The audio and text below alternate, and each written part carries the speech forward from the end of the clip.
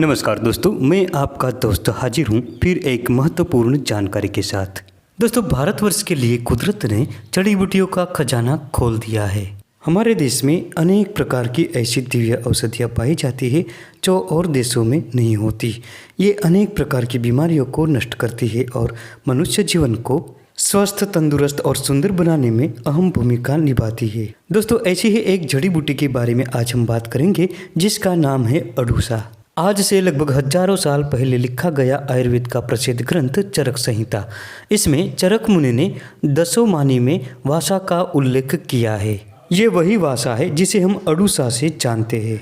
वासा के अलावा भी संस्कृत में इसे सिंहास्य, सिंहिका, वैद्यमाता, सिंहपर्ण और अटरूस जैसे नामों से पहचाना गया है। हिंदी में इसे अड़ूस, अरूस, बाकस, बिसोटा और रूसा जैसे नामों से पहचानते हैं।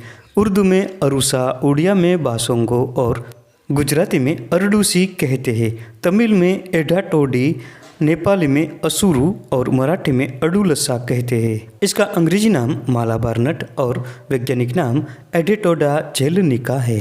दोस्तों, आप इस पौधे को किस नाम से जानते हैं ये जरूर बताएं। अड़ूसा का पौधा 1 से 5 फीट ऊंचा और झाड़ीदार होता है।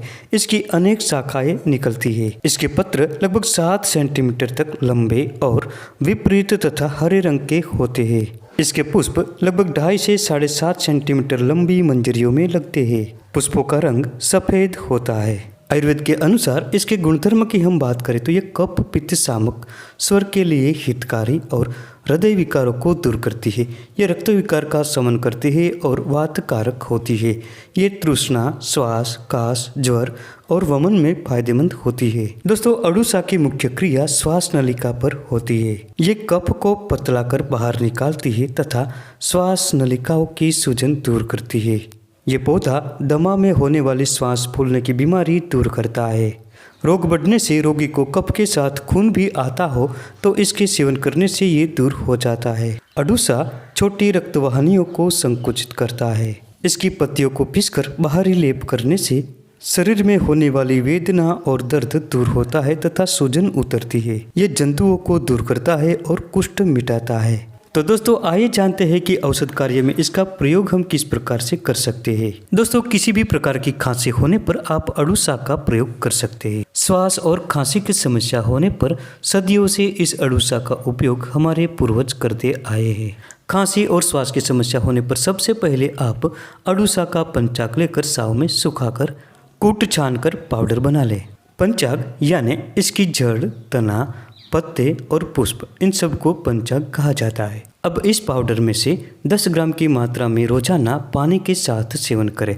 इससे सभी प्रकार की खांसी मिटती है और श्वास रोग में बहुत बड़ा फायदा होता है। दोस्तों, इसके अलावा इसका एक और भी प्रयोग है। इसमें अड़ूसा के साथ हल्दी, धनिया, गिलोय, पीपल, सौंठ और रेंगनी, इन सब को समान मात्रा में मिलाना है। अब इन सभी औषधियों को मोटा मोटा कूट कर रख ले। फिर इसमें से 10 से 20 मिली की मात्रा में क्वाथ बनाएं और इसमें 1 ग्राम काली मिर्च का चूर्ण मिलाएं।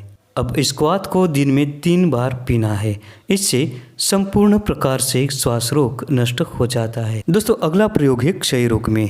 अड़ूसा के ताजे पत्तों का रस लगभग 5 मिली की मात्रा में निकालें और इसमें शहद मिलाकर रोजाना सेवन करें। इस प्रयोग से पुरानी खांसी मिटती है, श्वास रोग नष्ट होता है और क्षय रोग दूर होता है। दोस्तों, अगर आपको सिर में दर्द की समस्या है तो इसके सफ़ेद फूलों को लेकर साव में सुखा लीजिए।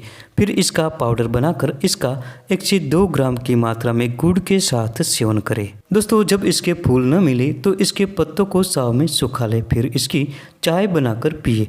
इससे भी सिर दर्द मिट जाता है। दोस्तों, अगर किसी को खूनी दस्त हो गया है तो इसकी पत्तियों का रस निकालें और इसका दिन में 3 बार सेवन करें। आप देखेंगे कि जल्द ही खूनी दस्त दूर हो जाता है।